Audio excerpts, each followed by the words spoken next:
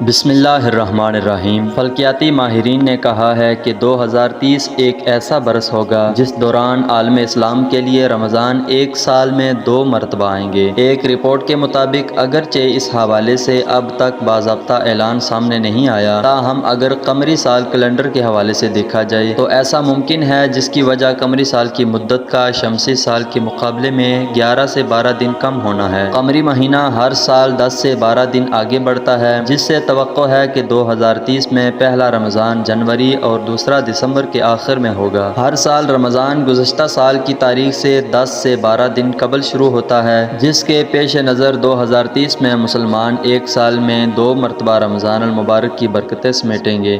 Dubai سے منسلک فلکیات گروپ کے چیف ایگزیکٹو حسن احمد الحریری کے مطابق قمری کیلنڈر کے تناظر سے ایک سال میں 2 مرتبہ رمضان کا آنا کوئی عجوبے کی بات نہیں، کیونکہ قمری مہینہ ہر سال 10 سے 11 دن آگے بڑھتا ہے۔ رپورٹ کے مطابق امکان ہے کہ 2030 میں رمضان جنوری کے اوائل میں، اسی طرح عید فروری کے آغاز میں ہوگی، جس کے بعد ایک بار پھر دسمبر میں سال کا دوسرا رمضان دیکھا جائے گا۔